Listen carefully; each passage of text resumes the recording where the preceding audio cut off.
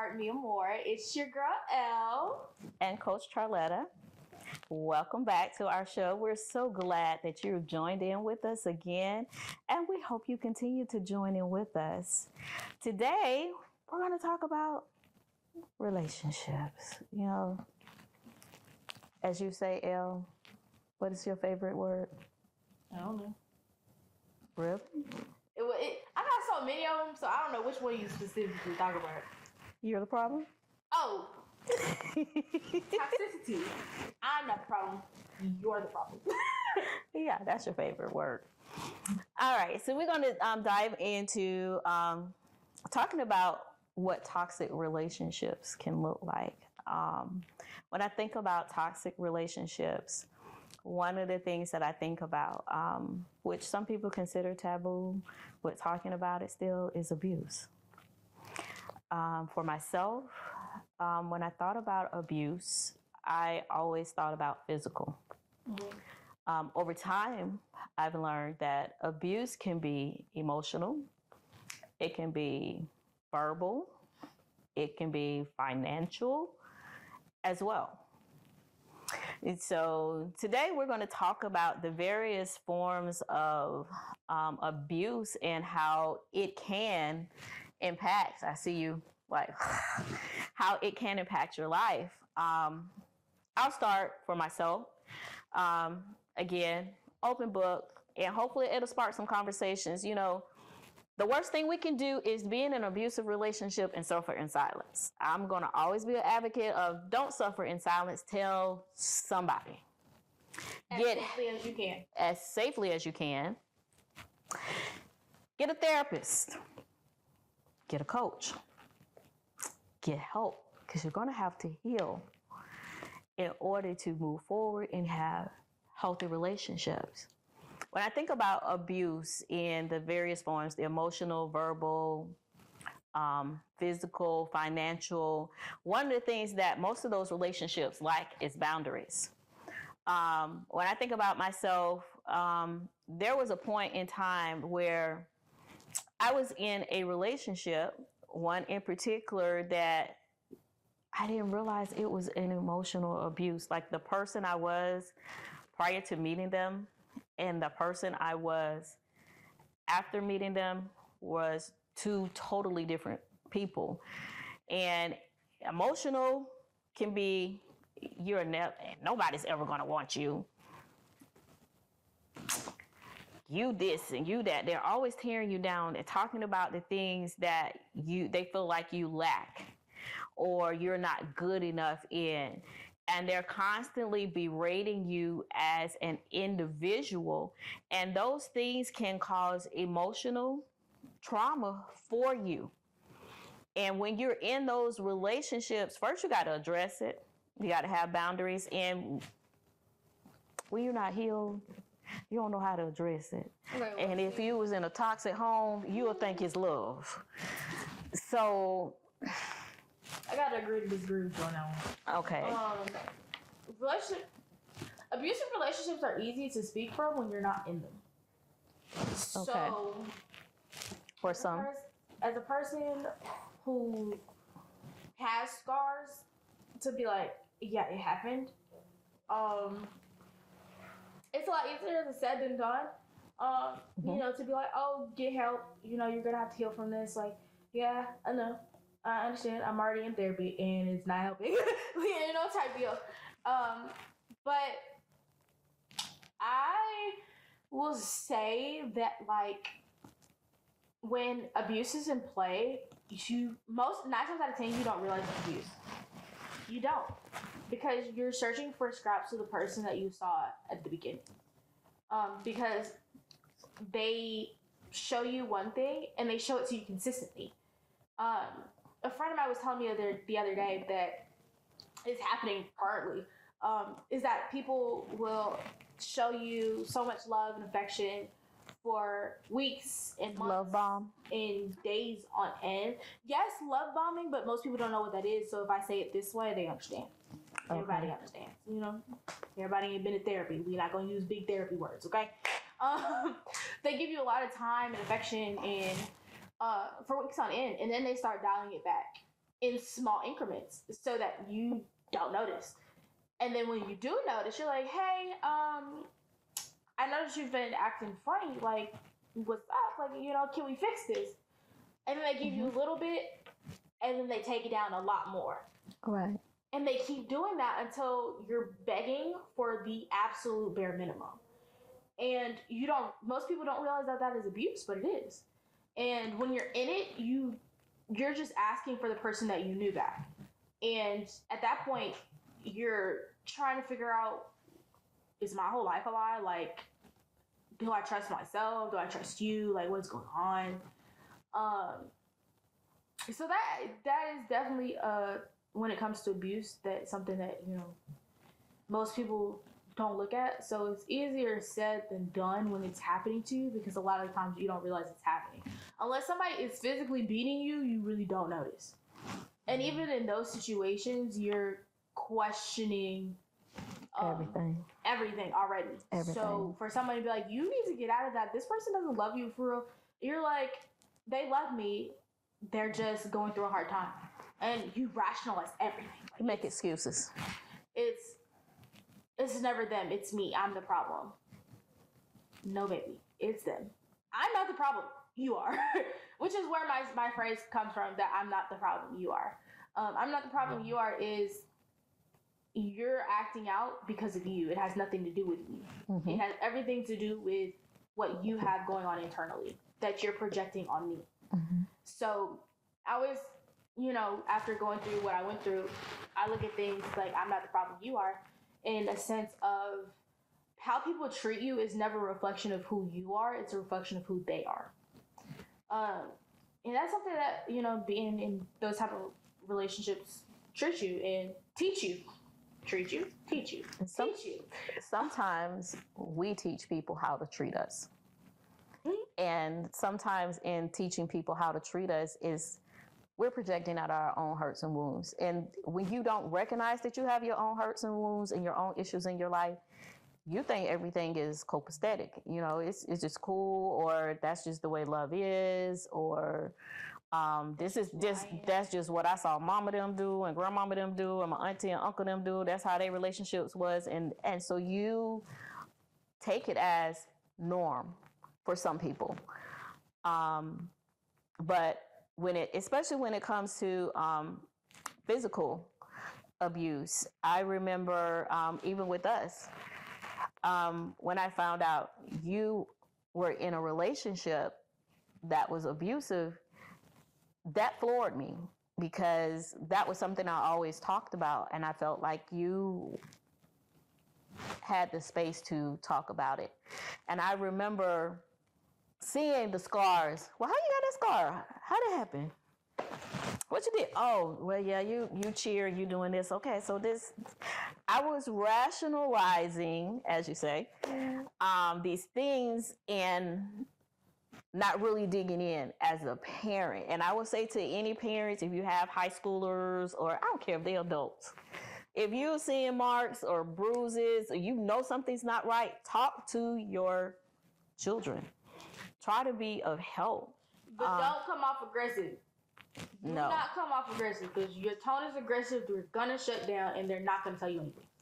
True. Straight up. Because that is what happened with me. You came at me aggressive, I shut down immediately. There's nothing for us to talk about. True. I'm good, I'm fine.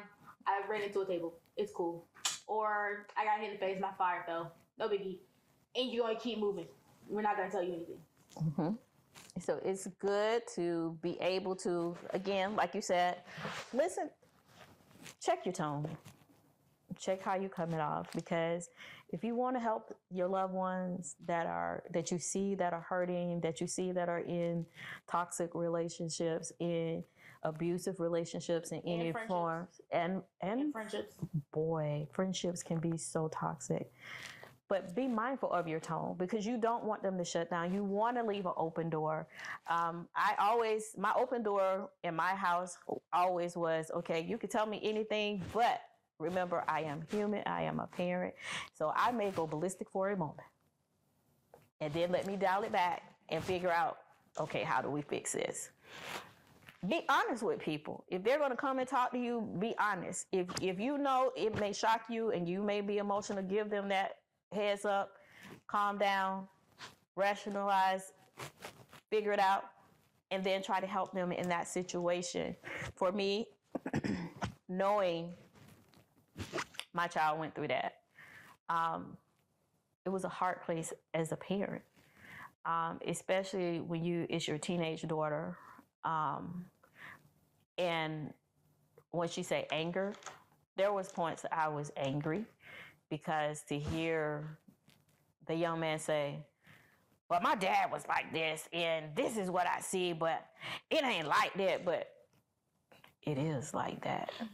And him trying to rationalize, well, you're just not giving me a chance.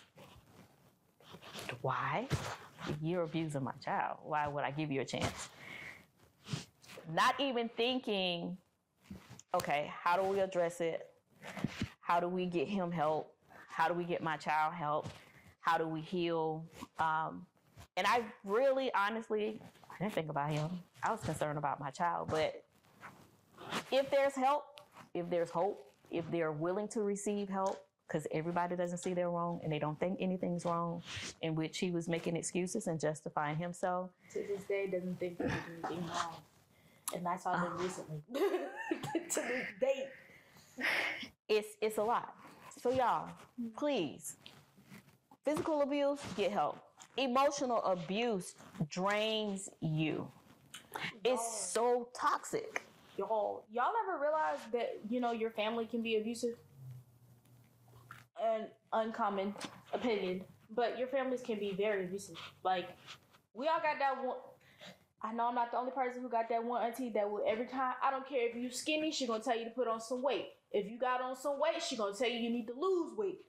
She gonna tell you, baby, you eating a little too much, you need to put that back. Or you need to put a little bit more on your plate. That's abuse. That is abuse. That's not normal. Especially when you're a child and you're growing. I would say this to parents, shout to the parents, don't micromanage your kids and how they eat.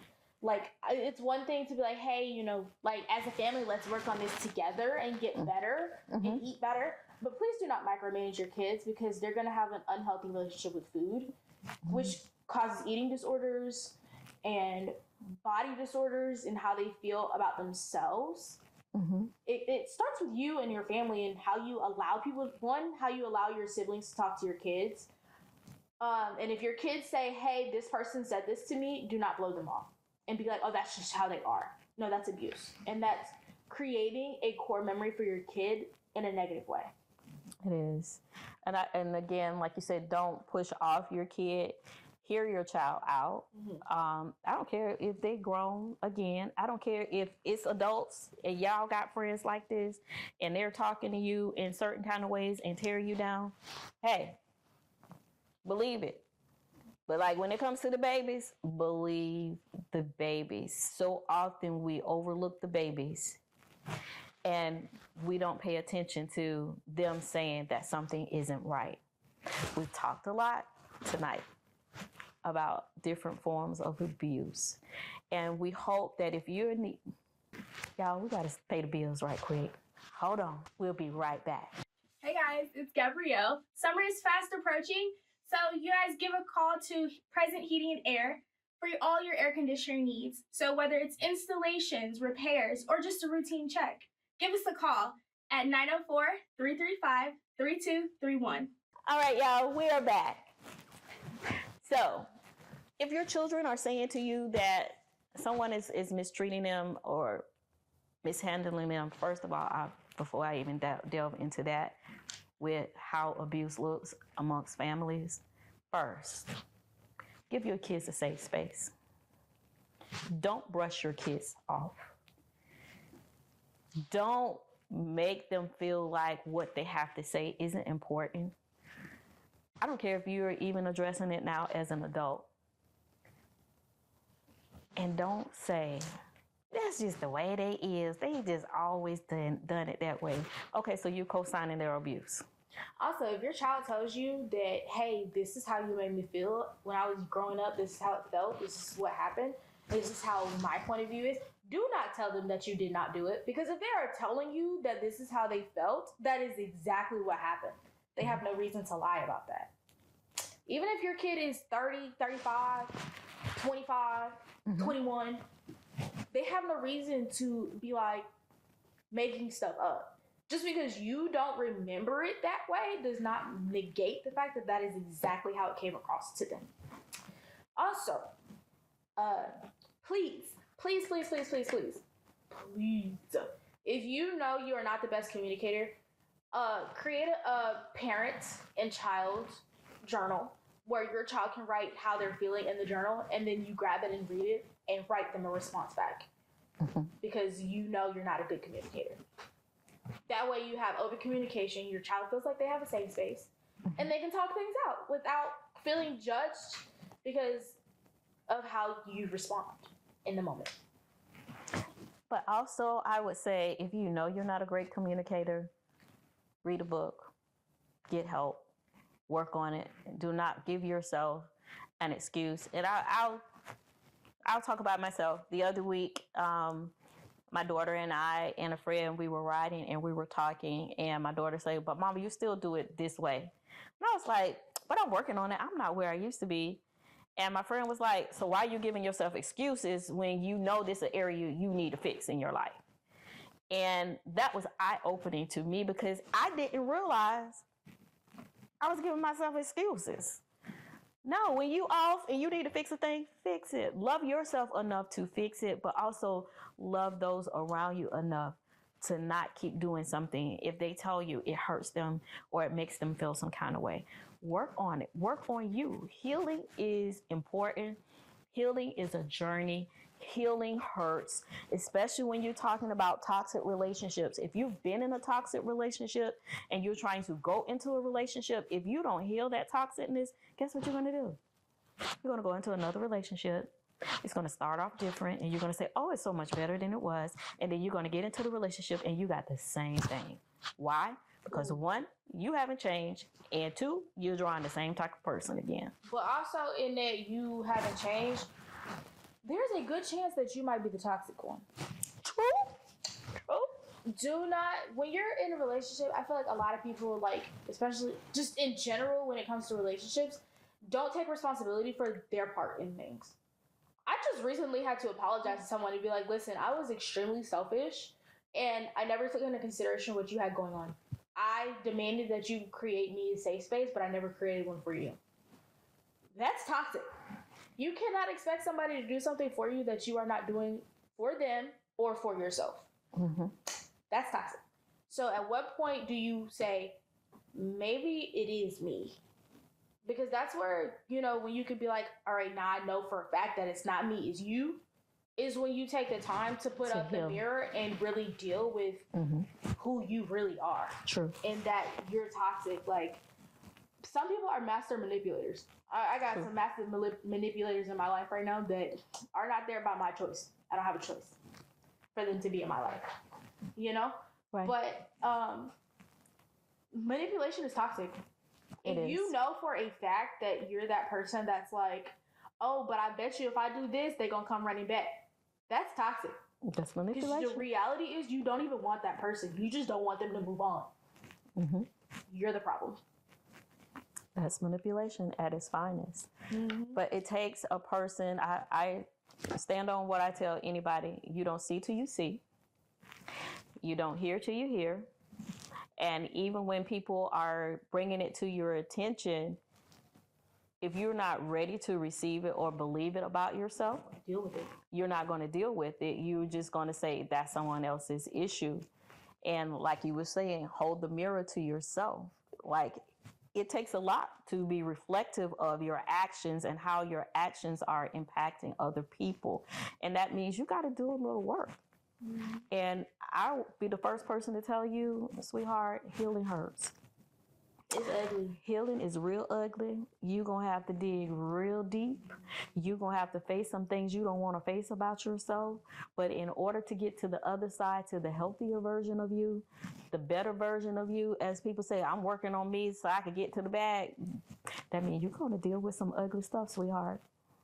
Sir, ma'am, you got to deal with it. And I will say, do the work. It's worth it. It's not pretty. It hurts. You're going to cry sometimes. But do the work. It's worth it in the end that you become that healthy version of yourself. And remember, in the things that you're doing, remember, it's not just about you. Because there are people that are attached to you that your choices and your decisions is impacting their lives. So you got to remember, it's not just about you. When you are a parent, your choices and decisions impact your kids' lives. When you are an employee, your choices and your decisions impacts that company. And everything that when you're a part of a family, your choices and decisions impact the family. That's a soapbox for me, especially when it comes to family. Like, some families act like another person's thoughts and opinion don't matter, that, the end all and be all is with them. But you're forgetting, you're hurting other people. You're forgetting that there's going to come a point in time in life that the people that you're ignoring and you're handling, you're going to need them. And then it may get to a point, because you mistreated them so long over time, they may not be there for you. So you got to think about, what are you doing? Mm-hmm. All of those types of behaviors are toxic in so many ways. So we want to heal. Yeah. We don't want to continue with toxicness. We want a better life. How do we heal from toxicness? First, one, you got to acknowledge it. You got to accept it. And then you got to make the proper adjustments. You have to be willing to be reflective. And in being reflective, it is going to hurt, because you got to be honest with yourself. And I'm not talking surface, because anybody can do surface. That's just you. I consider that settling. You just doing just enough to get by. But if you're going to be reflective, dig deep. And in your reflection, you may find out why you're toxic. What happened in your life in your early childhood? What caused you to become that way? What things did you observe? Be reflective so that you can see the problem, and seeing the problem isn't enough. Now it's putting in the work to come up with the solutions. And this is where I'll tell anybody, therapy and coaching is important. Not just any therapy and not just any coaching. Is therapy and coaching where the people that you are seeing is helping you come to a place of finding solutions. If they just let you talk and nothing changes, that's not benefiting you or the people in your lives. But if you're talking and you're working and you're coming up with solutions, because the solution is within you, then you'll see better. Yeah. And you'll become that better person. But we're going to thank you all for being here with us, because we talked about a lot. And we'll see you guys again next time here on Heart to Heart, Me or More, from our heart to your heart. See you next time.